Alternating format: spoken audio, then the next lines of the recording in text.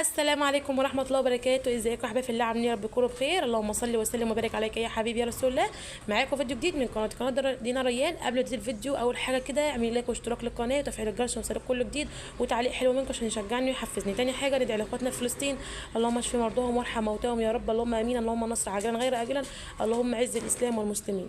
تالت حاجة بقى يلا ندخل على الفيديو. النهارده فيديو جميل جدا ان شاء الله يعجبكم، فيه افكار حلوة للفطار وللحلويات ان شاء الله يعجبكم. هنتكلم النهارده عن فضل العشر الاواخر من رمضان. ربنا يتقبل منا الصيام والقيام وصالح الاعمال، اللهم امين. نسمي الله كده اللهم صل على سيدنا محمد ونبدا الفيديو. اول حاجه كده جبت نص كيلو قطايف. بصراحه انا ماليش في القطايف خالص، ابني كان نفسه فيها فاشترينا كده نص كيلو، يعني ازيد من نص كيلو بشويه. النص كيلو ب 17 ونص. قلت له هات بال20، فيعني بيبقى حاطط كام واحده زياده كده على النص كيلو. ما شاء الله بتبقى صبحه، واصلا الراجل بيعدي كده في الشارع قبل المغرب بساعه تقريبا او ساعتين، وملوش موعد معينه. وقت ما بيعدي كده الناس ما شاء الله كلهم بينزلوا السبيته وينزلوا ايه يبداوا يشتروا كده، فارزاق. فالمهم رحنا ايه جبنا نص كيلو القطايف، وقلت كان عايز يعمل عايزها مسكره، وانا بصراحه حبيت اعمل منها كام واحده كده بالجبنه. فبصراحه كانت طعمها حلو. هي رخامتها بس ان هي بتشرب زيت، فهو ده اللي بيخليني مش بميل لها اكتر. السمبوسه بصراحه يعني يعتبر نفس الغرض، بس ما بتشربش زيت في القليه. فقلت له عشان بس ايه وكان نفسه فيها. فاول مره اعملها كان يوم 21 رمضان اللي هو بتاع يوم كان امبارح. فقلت له نجيبها وكده ونعملها. فكان عندي كده، وجبت منه برضو ورقه جلاش، كان عندي ربع ورقه جلاش. قلت برضه احطها مع ورقه الجلاش اللي انا جبتها. قلت اعملها النهارده جلاش بالجبنه، بجد جميله جدا، من الوصفات الخفيفه جدا جدا. انا في الايام العاديه بعملها للعشاء او للفطار. خفيفه وموفره جدا جدا. وكمان الجلاش من الحاجات اللي بتدخل في وصفات كتيره جدا، حلوه وحادق، وبتبقى خفيفه. تمام كده. زي ما انتم شايفين كده دهنت الصينيه بتاعتي. الصينيه دي اكبر مقاس في التيفال. فعملت ما شاء الله اللهم بارك الورقه وشويه دي. هما كام ورقه يعني عندي، كانوا متبقيين من اللي انا كنت عاملاه الجلاش الحلو من اول رمضان. فقلت احطها بالمره يتزود لي سمك الصينيه بتاعتي او سمك الجلاش بتاعي. اهي دي ورقه الجلاش اللي انا جبتها من الراجل، جبتها ب20 جنيه تقريبا. اه ب20، لا ب15، لا ب15. جبتها ما شاء الله حلوه، بس مشكلتها ان الورقه بتاعتها تخينه عن اللي انا كنت حطاها. بس ما شاء الله كانت حلوه، وهي بس عايزه تتسقي اكتر من الجلاش العادي، لان هي زي ما قلت لكم الورقه تخينه شويه.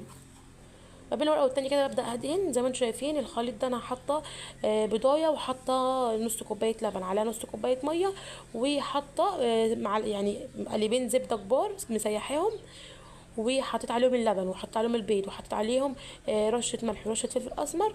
وابدا كده الخليط بتاعي ده كله ابدا احط ما بين الورقه والتانيه كده منه. وفي الاخر بقى اللي بيبقى بقى بعد ما بقطع بحطها بقى على وش الصينيه من فوق. الوعاد التاني انا حطيت لها شويه لبن تاني زياده عن الخليط، لان حسيت ان هي شربت الخليط كله.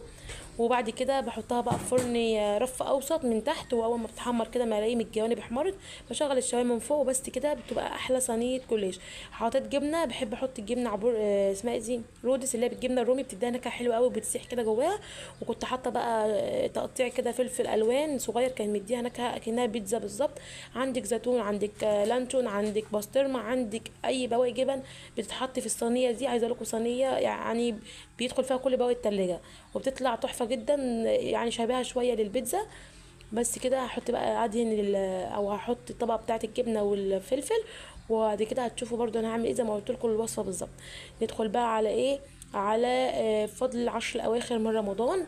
بصراحه كان الفيديو ده المفروض انزله من كام يوم، بس بصراحه الضغطه اللي الواحد فيها بتاعه اليوم اللي بيخلص بسرعه، وان الواحد ما بيلحقش ان هو يصور ولا يصلي ولا تراويح ولا قراءه قران ولا. فربنا يعين كل واحد يا رب على العبادات دي. ربنا يتقبل منا الصيام والقيام وصالح الاعمال، اللهم امين. فبصراحه حبيت ايه يعني بسرعه كده انزله لكم، لان النهارده 22 رمضان. جري بسرعه، جري بسرعه جدا جدا، ومازال بيجري يعني شويه هتلاقي خلاص اهلا العيد وكل سنه وانتم طيبين، وخلاص كله عدى. رمضان بنقعد يعني شهر عزيز طبعا زي ما بيقولوا، بنقعد نستناه كام شهر، واول ما بيجي بيخلص ما فيش ما بنلحقش اصلا نفرح بيه. فربنا يا رب تقبل منا الصيام والقيام وصالح الاعمال. فلازم يا بنات من يعني نكون من اللي احنا فزنا برمضان، فزنا بالاعمال. وزي ما قال الرسول صلى الله عليه وسلم: خاب وخسر، خاب وخسر من ترك رمضان ولم يغفر له ما تقدم من ذنبه. يعني حديث شريف لازم طبعا نعمل بيه، لازم لازم لازم يعني نجتهد اقصى اجتهاد. نيجي على نفسنا، دول 30 يوم يعني شهر في السنة، يعني بنتكلم في شهر واحد من ضمن 12 شهر.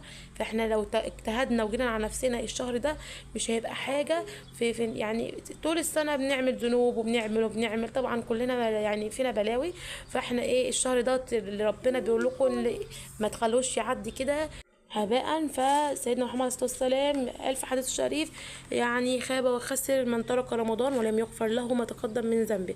فاوعي رمضان يعدي كده وما تكونيش استفدتي ولو يوم واحد منه في ان انت طبعا تذكري ربنا، تصلي تراويح، تصلي تهجد، تضاعفي السنن، تصلي الصلاه في وقتها، تختمي القران مره واتنين. نحاول نجتهد حتى لو نيجي على نفسنا يعني اقصى اجتهاد ان احنا فعلا الشهر دوت هو اللي ربنا يغفر لنا فيه كل ذنبنا ما تقدم من ذنبنا. يعني طول السنه، كل اللي بيحصل طول السنه هو هيتغفر لك في شهر رمضان، وبالذات العشر الاواخر من رمضان. هتقولي ليه؟ لان طبعا العشر الاواخر من رمضان اهم 10 ايام من ال20 يوم اللي فاتوا بتوع رمضان. ليه؟ لان ليله القدر في ال10 ايام دول. فيعني لازم نجتهد زي ما قلت لكم يا بنات اقصى اجتهاد. نيجي على نفسنا، نيجي على صحتنا. مش مشكله الشقه، مش مشكله الترويق، مش مشكله التنظيف. طبعا احنا كنا بنتكلم في تنظيفات رمضان، تنظيفات العيد دي من قبل رمضان، ان احنا نخلص الشقه ونروق كل حاجه فيها. العمايل ما بتخلص طول ما اللهم بارك الاولاد موجودين. الشقه ما بتفضاش من الترويق، بنروق كل يوم. مش لازم بقى ان احنا نشقلب الشقه في رمضان ونخلي الشقه. كانت دكتوره هلا سمير تقول لك ما تخليش الشقه قرعه كده طول الشهر رمضان. خلي المكان مهيئ للصلاه، خلي المكان بتاعك مهيئ للذكر، لقراءه القران. فعلا احنا كستات بيوت لما بنلاقي الشقه كده على طول على السيراميك كده، ما فيش ستاير، ما فيش سجاجيد، ما فيش فرش، تحس ان احنا فعلا نفسيتنا مش حلوه، حابين ان الشقه على طول تبقى مفروشه متروقه.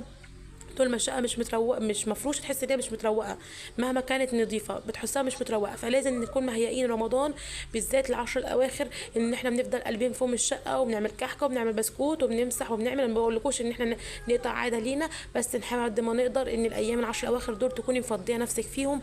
الكحكه والبسكوت خليه في يوم، ترويقه الشقه خليها على الاقل يوم. فانت حاولي تنجزي وقتك في يومين، ما تخليش ال10 ايام دول كلهم مش الدنيا متشقلبه حواليكي، فانت مشتته، مش عارفه تمسكي مصحف، مش عارفه تقراي قران، مش عارفه تسبحي تقولي اذكار صباح ومساء، مش عارفه تصلي تراويحك، مش عارفه تصلي تهجد. فده كله بيجي من نفسيتك طبعا، ان انت قاعده مش مهيئه لده كله.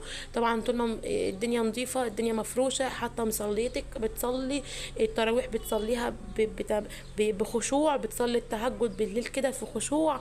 لا الكلام ده كله بيفرق. السنه دي بصراحه غيرت فكرتي تماما عن ان انا كنت اخر 10 ايام قلبه الدنيا وقاعده 3 4 ايام بعمل كحكه وبسكوت وقلبه الشقه عشان عايزه احط ستاير وعايزه احط سجاد عشان العيد.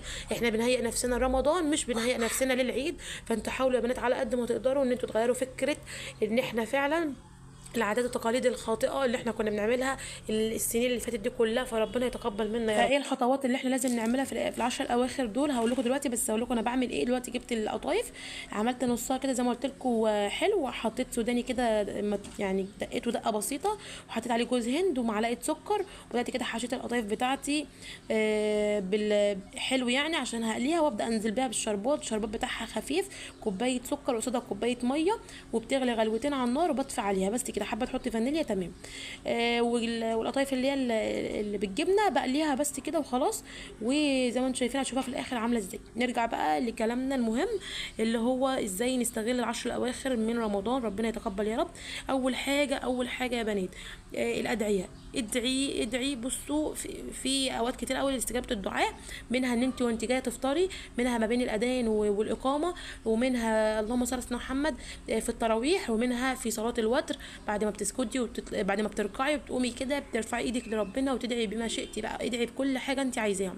الادعيه كتير لازم تبيني ربنا ان انت في امس الحاجه ليه، حتى لو انت عايزه مشاكل دنيويه، حاجه في الاخره. ادعي بكل ما شئتي، كل اللي جواكي طلعيه ربنا. يعني مفيش احسن من ربنا انك تفضفضي معاه بكل اللي جواكي.